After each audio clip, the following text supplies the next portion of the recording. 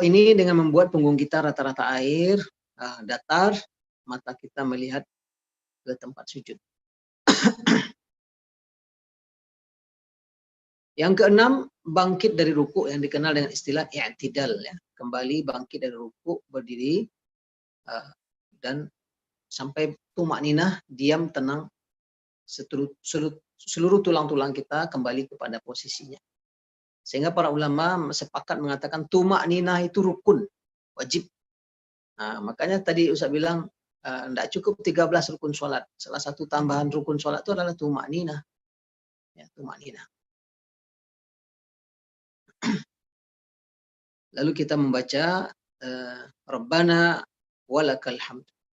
Bagi makmum langsung saja bangkit dari ruku itu dengan membaca Rabbana walakal hamd.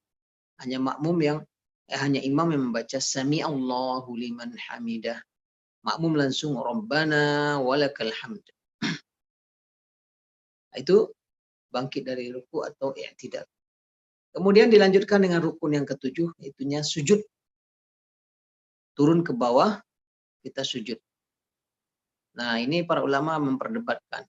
Duluan mana? Lutut duluan atau tangan duluan jatuh ke bawah? Nah, ini perdebatan. Ya. Syekh Albani mengatakan tangan dulu, baru lutut. Syekh bin Baz dan Utsaimin berpendapat lutut dulu baru tangan. Sama dengan Ibnu Taimiyah dan Ibnu Qayyim al-Jauziyah dalam bukunya Zadul Ma'ad. Itu menyebutkan bahwa lutut duluan. Mereka berdebat berasal dari dalil yang sama. Itu Nabi melarang kita menyerupai onta yang menderum. Ya. Onta kalau mau duduk itu, maka kaki depannya tersungkur duluan. Sehingga, maaf ya, pantatnya naik. Kaki depannya duluan. Baru dia kemudian kaki belakangnya patah. Baru terduduk.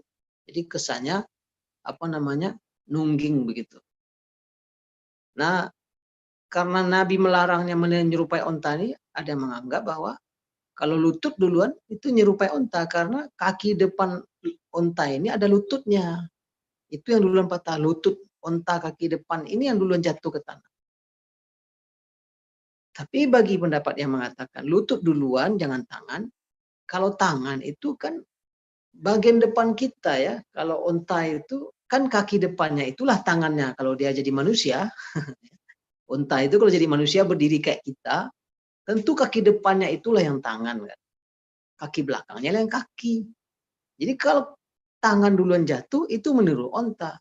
Kalau kaki duluan jatuh maka itu menyelisihi onta. Ya perdebatannya di situ. Pasti adik-adik menyaksikan ini semua di masjid ya.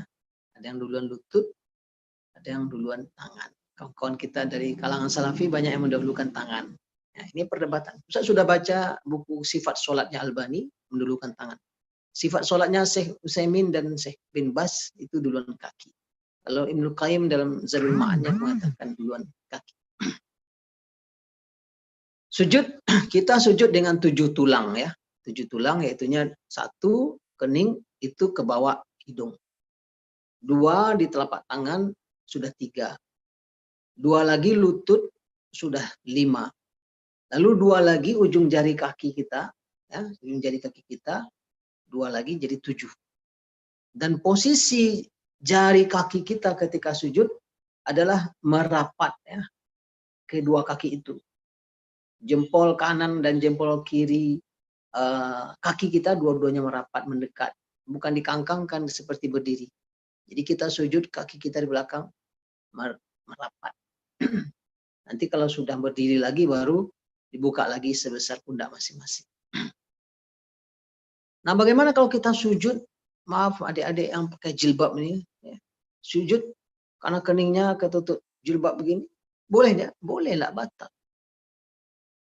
Enggak batal. Ada yang mengatakan harus menyentuh kening kita ini ke bawah, nggak ada alasnya. Maka timbul pertanyaan, itu sajadah itu dari mana asalnya? Dulu Rasulullah sholat nggak ada sajadah, langsung ke tanah. Sekarang kita sujud, kening kita tertutup sajadah kan? Kan tertutup sajadah itu. Lalu apa bedanya tertutup sajadah dengan tertutup jilbab? Nggak ada bedanya, sama aja. Hanya saja jilbab itu di kepala kita, sajadah di lantai. Kalau harus tersentuh, berdasarkan Nabi dulu tersentuh, maka lebih ekstrim lagi. Harusnya kita sholat buka sajadah, buka keramik, keramik masjid, sujudnya di tanah. Jadi boleh saja itu terutama kaum perempuan.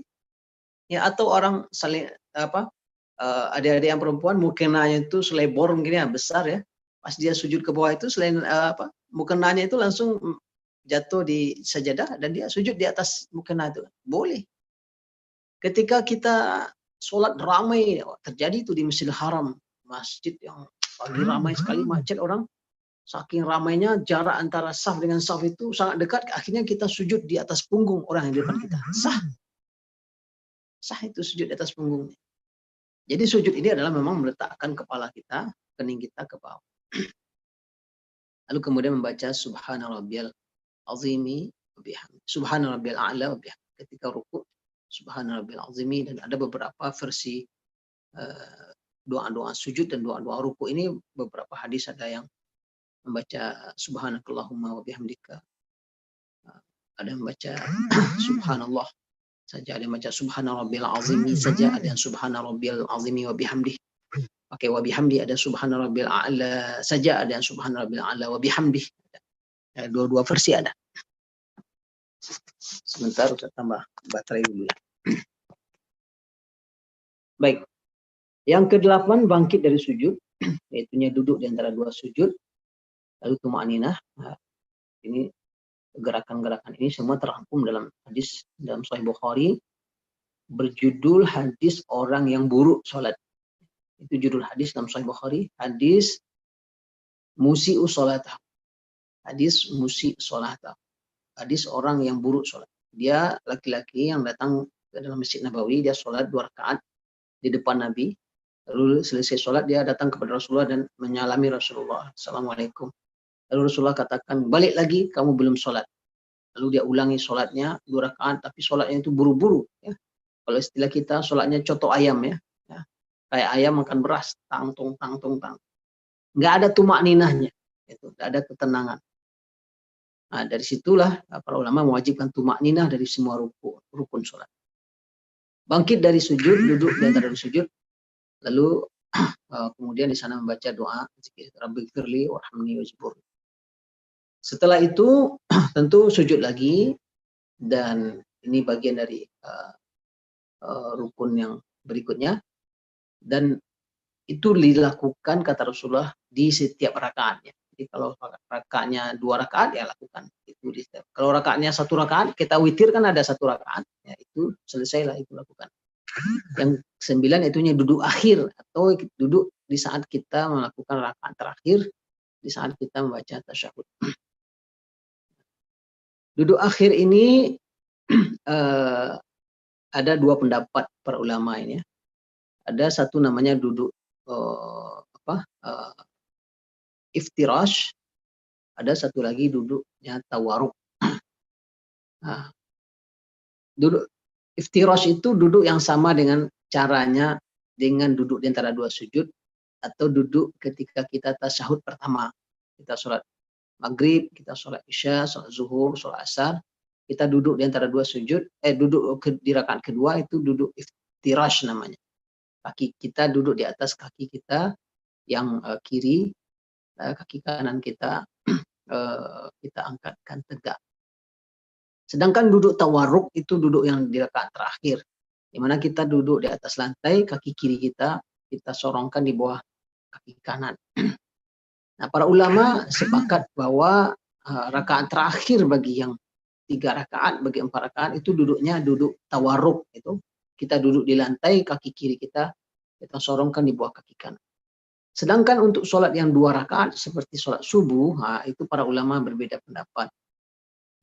Kalau Imam Hambali mengatakan itu duduknya, kalau 2 rakaat ya duduknya duduk biasa saja, tidak seperti rakaat akhir. Jadi kalau Imam Syafi'i 2 rakaat itu dianggap sebagai rakaat terakhir, maka duduknya duduk seperti rakaat terakhir. Itu sebabnya rata-rata orang Indonesia sholat subuhnya kalau duduk di akhir itu duduk di lantai, kaki kiri disorongkan di bawah kaki kanan. Tapi kalau di Timur Tengah, di Saudi, di Emirat, di Qatar, ya, di Mesir pun, kebanyakan orang kalau sholat subuh atau sholat 2 rakaat, maka rakaat akhirnya tidak seperti rakaat akhir kita, mereka duduknya seperti duduk di rakaat kedua. Lalu kemudian yang ke-10 rukunnya membaca tasyahud, ya. Ada 2 versi ini dalam hadis sahih, satu dalam Bukhari dan Muslim, yang diriwayatkan oleh Ibnu Mas'ud, satu lagi dalam hadis Muslim yang diriwayatkan oleh Ibnu Abbas. Yang terkenal yang kita baca ini yang hadis Imam Muslim ini dari Ibnu Abbas. Ini at-tahiyatul mubarakatus salawatut thayyibat. 4 ya. At-tahiyatul mubarakatus salawatut thayyibat. 4. Lillah ya. At-tahiyatul mubarakatus salawatut thayyibatu lillah. Ini yang populer yang mungkin kita pelajari sejak TPA dulu ya. Nah, ini hadisnya Ibnu Abbas dalam Sahih Muslim. Ada satu lagi yang lebih sahih, harusnya ini juga kita hafal. Ya, hadis dari Ibnu Mas'ud, riwayat Imam Bukhari dan Muslim. 3 saja.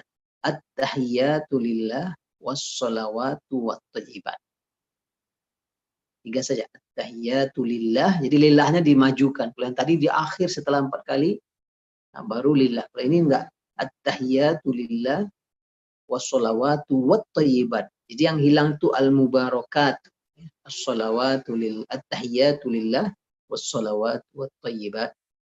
Lalu assalamu alayka ayuhan nabi wa rahmatullah wa barakatuh. Assalamu alayna wa ala ibadillahi shalihin. Kemudian dilanjutkan dengan 2 kalimat syahadat, asyhadu an la ilaha illallah, asyhadu anna Muhammadan abduhu wa rasuluh, atau asyhadu anna Muhammadan rasulullah. Dua-duanya boleh. Baru kemudian setelah itu membaca sholawat Ibrahimiyah, dan kita sudah hafal ini ya. Allahumma sholli ala Muhammad wa ala ali Muhammad kama shallaita ala Ibrahim wa ala ali Ibrahim innaka Hamidum Majid. Allahumma barik ala Muhammad wa ala ali Muhammad kama barakta ala Ibrahim wa ala ali Ibrahim innaka Hamidum Majid. Ada juga satu lagi riwayat fil alamina innaka Hamidum Majid. Itu juga sesuatu yang dibolehkan. Baru terakhir ditutup dengan mengucapkan salam ya. Tadi kan definisi sholat kumpulan dari ucapan-ucapan, gerakan-gerakan yang dibuka dengan takbiratul ihram dan ditutup dengan salam. Salam ke kanan, boleh dibaca assalamualaikum. Boleh dibaca assalamualaikum warahmatullah. Boleh juga dibaca sampai penuh assalamualaikum warahmatullahi wabarakatuh. Lalu salam ke kiri, sama. 3 versi. Kalau kita berjemaah, yang disunnahkan adalah kita baru salam ke kanan ketika imam sudah salam ke kiri. Ya. Jangan imam baru ke kanan kita sudah. Nah, bahkan sebagian orang, karena Anda pernah beberapa kali imam ketika salam ke kanan, kan kelihatan makmum itu. Sudah ada yang salam ke kiri mendahului anak kan. Mendahului imam nggak boleh ini. Mendahului imam tidak boleh. Jadi udah 2 kali imam assalamualaikum warahmatullah, assalamualaikum warahmatullah, baru kita salam. Bagi yang masbuk, salam kedua imam sebagai aba-aba untuk bangkit lagi menambah rakaat yang tertinggal. Dan rukun sholat yang terakhir, yang ke-13, adalah tertib ya. Melakukan semua rukun-rukun tadi dari awal sampai akhir secara berurutan. Ini terkait dengan rukun sholat dan hal-hal yang terkait penting dengan sholat. Anda kira udah jam 5 ya, cukup. Kita pertajam kalau ada pertanyaan-pertanyaan terkait fikih sholat ini. Wallahu a'lam bishawab. Assalamualaikum warahmatullahi wabarakatuh. Waalaikumsalam warahmatullahi wabarakatuh. Kita ucapkan jazakallah khair. Terima kasih banyak kepada Ustadz Irsyad Syafar atas materinya ya. Dengan selesainya materi maka kita masuk ke sesi tanya jawab. Baik, kepada teman-teman disilahkan untuk mengetik dahulu namanya, kemudian jurusannya, nama, kemudian underscore jurusan, underscore angkatannya. Maka dan setelah itu dipersilahkan oleh moderator untuk bertanya. Untuk Yang pertama ini kita buka untuk 3 pertanyaan dulu. Baik, sudah masuk ya Ustadz? Banyak juga. Kepada Fauziah dari jurusan manajemen angkatan 2019, disilahkan untuk bertanya. Terima kasih moderator. Sebelumnya terima kasih atas pemaparan materinya Ustadz. Ana ingin bertanya Ustadz, mengenai aurat wanita itu kan sampai di yang di muka ini kan sampai tulangnya ini kan Ustadz. Jadi bagaimana jika kita memakai mukena kita tuh sampai mendekat leher gitu Ustadz. Apakah bisa itu dianggap aurat atau menutupi aurat itu Ustadz? Satu lagi Ustadz, mengenai jika kita lupa Ustadz, kan kita sujud sahwi Ustadz. Bagaimana kita sujud sahwinya itu bagaimana Ustadz? Sekian, terima kasih. Baik, Allah alam bisawab. Jadi yang dikatakan pengecualian aurat perempuan di dalam hadis Nabi SAW yang diriwayatkan dari Asma binti Abu Bakar itu adalah wajah dan tapak. Maka ketika mendefinisikan wajah itu adalah ya di atasnya itu di tempat menjelang rambut tumbuh, di bawahnya adalah di dekat zakun katanya orang. Kemudian di kiri kanannya adalah anak telinga ini. Itu adalah batasan wajah. Sehingga kalau ya bisa ditarik lurus ya intinya jilbab yang dipakai sehari-hari yaitu standarnya. Sebenarnya mukena ini kan tidak ada. Mukena ini hanya ada di Indonesia. Pergilah adik-adik ke Timur Tengah, masuklah ke Masjidil Haram, Masjid Nabawi, atau masjid-masjid di Mekah, di Madinah, di Kuwait, di Emirat. Nggak ada masjid punya mukena. Nggak ada orang Arab sholat pakai mukena.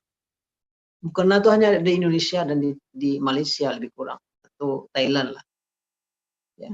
Itu karena asalnya kita nggak menutup aurat, sehingga masjid menyediakan fasilitas untuk menutup aurat. Aslinya seorang muslimah kemana dia pergi, pakaian yang dia pakai layak untuk sholat. Sebagaimana kita kaum lelaki. Itulah standar pakaian hari-hari kita. Pakaian hari-hari kita adalah pakaian yang menutup aurat. Berarti bisa dibawa sholat. Nah, jadi jilbab yang kita pakai sekarang itu adalah standar untuk bisa sudah pas itu, hanya wajah aja yang kelihatan. Jadi kalau ingin lebih hati-hati, kalau misalnya ada ya mukena yang longgar sehingga terlalu ke bawah, ya itu yang harus kita perhatikan baik-baik. Ya. Aslinya mukena itu tidak ada. Ya.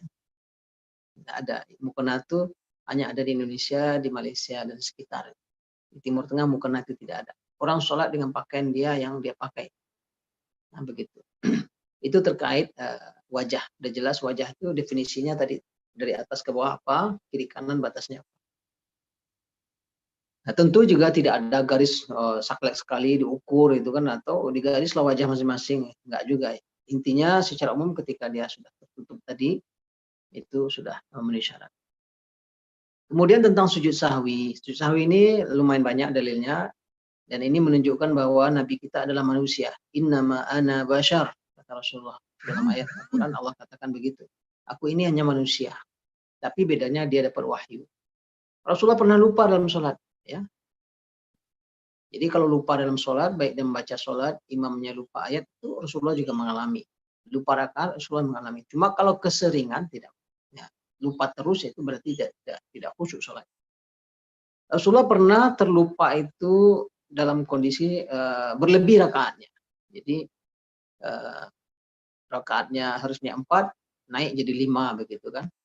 Kalau diucapkan kalimat pengingat tasbih subhanallah oleh makmum dan makmum masih bertahan di duduk ya, maka imam turun. Tapi kalau imam dia nggak turun, tegak terus dia lanjut rakaat kelima, makmum ikut imam. Nggak boleh kalau kita bubar masing-masing ya, nggak boleh salam sendiri. Ikut imam, lalu imam nanti dia akan sujud sahwi setelah menyelesaikan tasyahud akhir, lalu dia akan melakukan sujud sahwi 2 kali sujud ya, dengan mengucapkan takbir secara keras. Nah, sujud sahwi lalu baru salam. Pernah juga Rasulullah lupa dalam bentuk mengurangi rakaat. Jadi rakaatnya harusnya 4, dia kerjakan 3 atau 2 begitu. Ya, ada kejadian seperti itu. Bahkan sampai Rasulullah sudah salam lalu mundur ke belakang duduk di dekat tiang Masjid Nabawi. Para sahabat tentu namanya Nabi yang mengimami, mereka ikut aja. Tapi ada sahabat yang bertanya, ya Rasulullah, apakah ada wahyu, apakah sholat dikurangi? Rasulullah bertanya, kenapa? Ya kurang sholatnya, rakaatnya 1. Maka Rasulullah langsung kembali ke tempat imam, dia takbir, para sahabat mengikuti Rasulullah, menambah 1 rakaat lagi, dan kemudian sujud sahwi sebelum salam. Nah ini menunjukkan obrolan singkat tadi tidak membatalkan sholat. Singkat yang menyempurnakan sholat tadi. Maka Rasulullah sudah pindah tempat, kembali lagi ke tempat itu dan sujud sahwi. Ada juga sujud sahwinya itu setelah salam, ya, setelah salam, di mana setelah salam Rasulullah diingatkan ada bahwa jumlah sholat berlebih, maka Rasulullah setelah diingatkan melakukan sujud sahwi 2 kali, takbir dia Allahu Akbar, lalu sujud 2 kali, lalu salam. Itu beberapa bentuk sujud sahwi yang dilakukan oleh Rasulullah SAW. Nah ini juga konsekuensinya bila kita menjadi imam, tidak cukup dengan kita hafal Al-Quran atau menghafal ayat-ayat, bisa membaca dengan fasih. Imam juga harus faqih, ya, memahami fikih sholat. Itu lebih kurang. Wallahu a'lam bishawab. Baik. Diulangi kepada seluruh peserta yang ingin bertanya, silakan mengetik nama _ jurusan _ angkatannya, dan ini bukan untuk tempat absennya. Kemudian penanya selanjutnya yaitu Adrian Diva Fanani, jurusan akuntansi 2019. Kepada Adrian dipersilahkan. Baik, terima kasih moderator. Assalamualaikum warahmatullahi wabarakatuh. Waalaikumsalam warahmatullahi wabarakatuh. Terima kasih kepada Ustadz yang sudah menyampaikan materinya dengan luar biasa. Nah, jadi pertanyaan Anda ini mengenai masbuk, Ustadz. Jadi ya masbuk dalam sholat, Ustadz. Jadi pernah Ustadz, saya sholat, saya baru mulai sholatnya sewaktu imam udah masuk ke rakaat ketiga. Jadi waktu tasyahud awal itu nggak dapat, Ustadz. Nah, jadi sewaktu ana siap sholat, ana di rakaat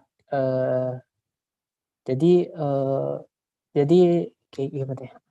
Nah, jadi rakaat setelah imam sudah salam, jadi ana langsung lanjut 2 rakaat baru tasyahud akhir baru salam. Nah, tapi ada juga yang mengomentari ana kenapa enggak setelah rakaat ketiga lanjut ke tasyahud awal. Jadi tasyahud awal yang enggak dapat tadi waktu dengan imam diganti gitu, Ustadz.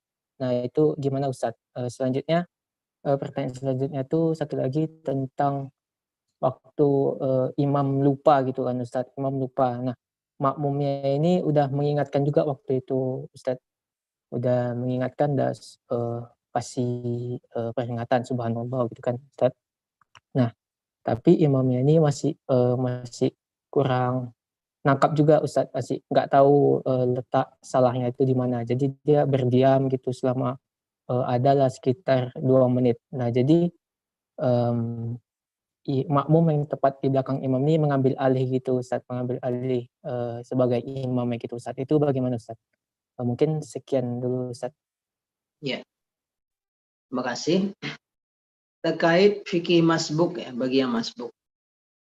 Bagi kita yang mengalami kondisi masbuk dalam sholat, maka ada tahapannya dulu, ya. Yang pertama yang harus kita pastikan adalah berapa rakaat kita dapat, sehingga kemudian kita tahu berapa lagi yang tersisa.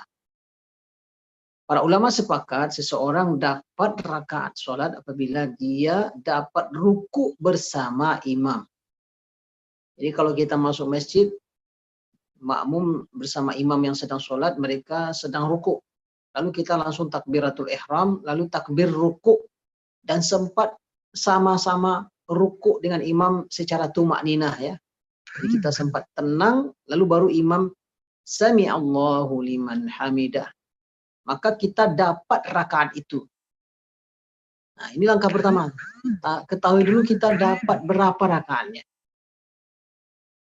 Setelah kita tahu berapa rakaat berapa yang kita dapat, maksudnya berapa rakaat kita dapat, baru tahap kedua runutan konsekuensi rakaat.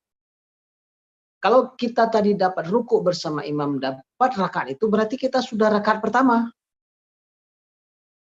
Maka ketika imam salam dan kita naik lagi ke atas, kita masuk rakaat kedua. Nah, kalau rakaat kedua aturannya sholat zuhur, sholat maghrib, sholat isya, sholat asar. Rakaat kedua tuh ngapain? Tasyahud kan? Tasyahud pertama. Maka kita langsung tasyahud pertama. Jadi begitu tahapannya. Baru kemudian kita lanjutkan rakaat ketiga, rakaat keempat. Karena tidak ada tasyahud pada rakaat ketiga. Jangan sampai urunutan prosesi sholat salah, bolak-balik.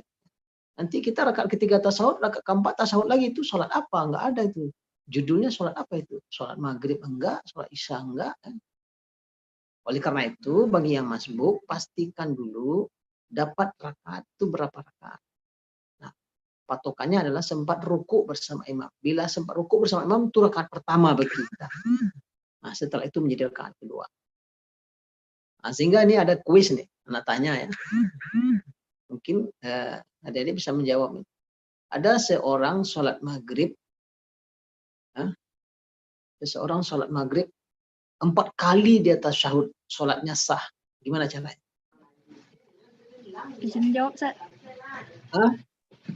Ya, silakan jawab. Jadi dia itu tidak dapat tasyahud pertama. Terus Masuknya kapan dia? setelah tasyahud pertama selesai, Ustaz. Berarti rakaat ketiga awal dia masuk. Oh, rakaat ketiga awal dia masuk. Terus? Jadi ketika imam tasyahud akhir, dia dapat 1 tasyahud. Ya, betul. Berarti 1 rakaat. Pas rakaat kedua, dia tasyahud lagi. Ya, 2 rakaat tasyahudnya baru. Enggak, Sat. Berarti dia rakaat kedua setelah ruku dia dapat, Sat. Tasyahud pertama dia dapat, tasyahud terakhir sama imam dia dapat. Terus berarti kan dia baru 1 rakaat saat rakaat ketiga bersama imam. Terus dia nambah 1 rakaat lagi. Berarti dia tasyahud awal. Dia sholat rakaat ketiga, tasyahud akhir. Berarti ada 4 tasyahudnya. Oh ya, ya. Jadi orang yang sering masbuk sangat tahu dia gimana caranya. Nggak sering, insya Allah. Ya betul. Jadi ketika seseorang, makanya saya bilang tadi, patokan pertama itu kita dapat rakaat berapa. Maksudnya kita berapa rakaat dapatnya. Itu yang kita hitung. Baru kita urunutkan perilaku atau gerakan. Ketika seorang sholat maghrib, dia masbuk masuk setelah ruku. Apakah imam sedang sujud, imam sedang duduk di antara 2 sujud, atau imam sedang tasyahud pertama. Maka berarti rakaat itu nggak dapat sama dia. Tapi dia ikut tasyahud kan? Sudah sekali dia tasyahud. Begitu imam menaik ke rakaat ketiga, dia baru dapat 1 rakaat. Dan dia ikut tasyahud akhir bersama imam, itu baru rakaat pertama. Imam salam, dia naik lagi bangkit untuk melakukan rakaat kedua. Tapi rakaat kedua itu kan sholat maghrib tasyahud kan? Maka dia tasyahud pertama. Lalu dia melanjutkan rakaat ketiga dan dia mendapatkan tasyahud lagi yang akhir. Maka totalnya 4 kali dia tasyahud, padahal sholat maghrib itu hanya 3 rakaat. Ya itulah kejadiannya. Nah, jadi patokannya kita tuh dapat berapa rakaat bersama imam, lalu sempurnakan yang kurang. Letakkan masing-masing pada jadwalnya. Letakkan masing-masing pada jadwalnya. Begitu. Pertanyaan kedua, apa tadi ya? Apa pertanyaan kedua tadi? Makmumnya ngambil alih imam. Oh iya. Iya, imam ketika diingatkan dia mungkin bingung juga ya, dia kesalahannya apa ya. dibiarkan saja dulu sejenak sampai waktu ya imam. Kalau kita menjadi imam, memang bolehlah kita terdiam 1 menit 2 menit ketika, tapi imam sudah harus melanjutkan. Nanti setelah sholat kalau terjadi dialog ya, apa tadi yang terjadi dia bisa sempurnakan karena Rasul pernah mengalami itu. Jadi imam tidak boleh pula terdiam lama begitu. Hanya bisa diganti imam itu ketika imam batal sholatnya atau batal wudhunya ya. Nah, dan imam kalau ada yang batal wudhu, dia harus bangkit dan dia katakan ke orang di belakangnya, lanjutkan sholat, saya batal wudhu. Jangan ada orang jadi imam sedang sujud ya, batal wudhunya sedang sujud, lalu dia pergi aja berwudhu, orang sujud ditinggalin. Nah, itu berbahaya. Tidak ada aba-aba. Nanti orang sujud lama, padahal imam udah nggak ada. Jadi imam kalau batal wudhunya, dia kasih aba-aba, lanjutkan. Jadi inisiatif minta digantikan itu harusnya memang dari imam. Itulah tanda imam faqih. Mungkin adik-adik pernah lihat video sholat tarawih di sebuah masjid di Timur Tengah, imamnya ketika membaca ayat kemudian suaranya hilang atau terganggu, lalu dia mundur. Muazin atau orang di belakang imam itu juga ternyata punya hafalan yang sama dengan imam. Dia maju dan dia mengambil alih dan melanjutkan bacaan tadi. Itu boleh. Nah, itu dilakukan. Jadi itulah sebabnya menjadi imam tuh harus faqih ya, tidak sekedar hafal ayatnya tapi juga paham hukum-hukum. Wallahu a'lam bishawab. Silakan, masih ada satu lagi. Ustaz, kalau langsung 3 pertanyaan ditanyakan boleh Ustaz? Nanti langsung dijawab lagi. Untuk bersingkat waktu Ustaz. Oke.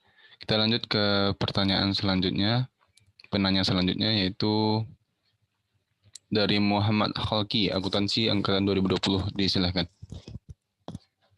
Harapannya singkat dan padat aja ya.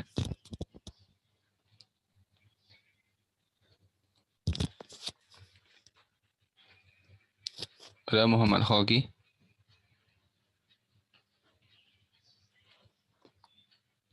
Oke, lanjut ke Kevin Dinata Pratama, jurusan akuntansi 2020.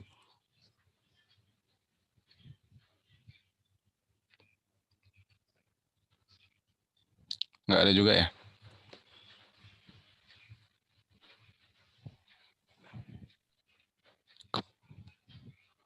Pada Novpri Rivaldo, akuntansi 2020. Disilakan untuk bertanya. Halo Kak.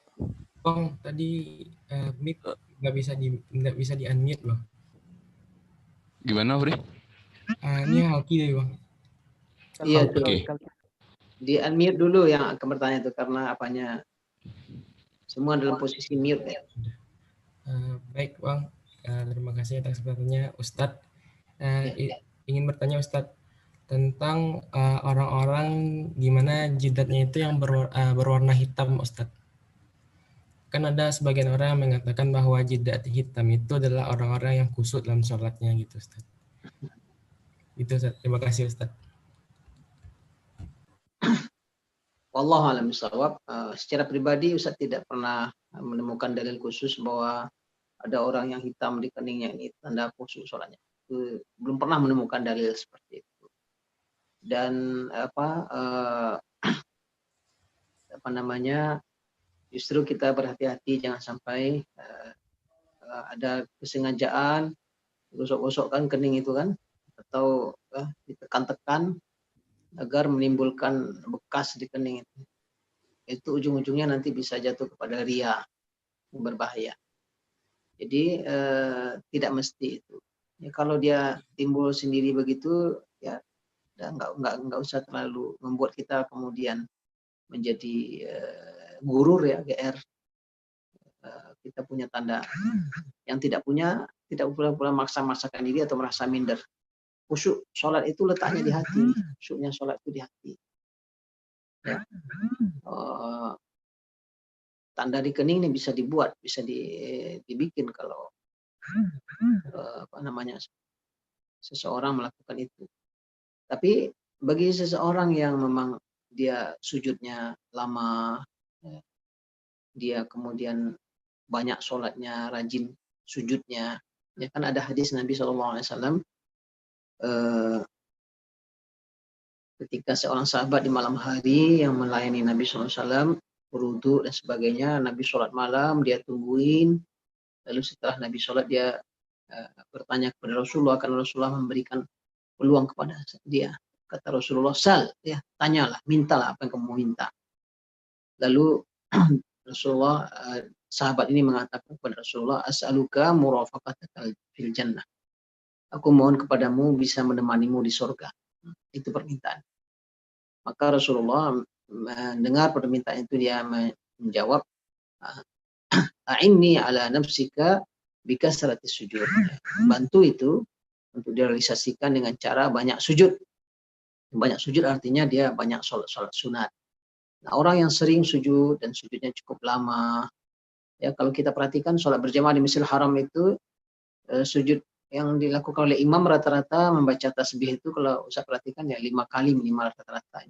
Subhanarabbiyal a'la bihamdi, 5 kali itu baru bangkit. Kadang di rakaat terakhir agak lebih lama. Nah tentu kalau orang sering sujud dan waktunya agak lama, tentu memang akan mungkin muncul tanda itu di kening, atau karena ada efek di keningnya itu. Tapi itu bukan sesuatu yang disengaja dan juga bukan kemudian jaminan. Wallahu alam, itu barangkali saya sendiri belum pernah menemukan dalil khusus tentang sujud kening yang hitam itu pertanda sujudnya khusyuk. Wallahu alam. Baik, syukran Ustaz. Satu pertanyaan lagi bisa Ustaz? Oh ya, silakan. Terakhir ya. Iya. Untuk Kevin Dinata udah dibuka mic-nya? Udah Bang. Oke, silakan Kevin. Izin bertanya Ustaz. Ya. Dalam kondisi ini Ustaz, dalam perjalanan terus tiba waktu maghrib misalnya Ustaz. Nah, terus waktu maghrib itu kalau kita sampai ke tujuan di rumah kita, kira-kira jam 11 malam atau jam 12 malam. Nah, otomatis masih bisa sholat di rumah kan Ustaz, tapi udah kelewat gitu Ustaz, jam 12 atau jam 11. Nah, sebaiknya kita tuh di jamak aja atau kita sholat di rumah aja nanti Ustaz. Terima kasih Ustaz. Itu kan perjalanan maksudnya musafir yang jarak jauh ya? Iya Ustaz. Iya, kita dalam musafir, kita diberi pilihan keringanan oleh Allah. Mau jamak takhir, sholat dulu di jalan, maghrib dan isya jamak takhir, jamak takdim ya, dan kita bisa mengqashar, silakan diambil. Atau kita karena mungkin ingin bersih-bersih, ingin ingin apakah nanti mandi dulu atau rehat dulu, ya boleh jamak takhir. Dan menjelang waktu maghrib habis kita sudah pasang niat mau jamak takhir, kita nanti sholat di rumah maghrib dan isya di waktu isya atau di malam hari. Tapi kita nggak bisa lagi qashar ya. Kalau udah sampai di rumah kita mengerjakan sempurna 3 maghrib 4 isya. Kerjakan di rumah jamak takhir. Boleh, silakan. Kalau dikerjakan di jalan, kita bisa qashar isyanya. Maghrib 3 rakaat, isya 2 rakaat. Silakan. Itu keringanan yang Allah berikan. Allah alam bisawab. Oke, itu ya pertanyaan terakhir kita pada sore hari ini. Untuk yang belum dapat kesempatan bertanya, mungkin bisa di lain forum dengan Ustadz atau dengan di kajian-kajian yang lain. Ustadz ada closing statement-nya Ustadz? Ya, fikih sholat ini kajian yang luas sekali.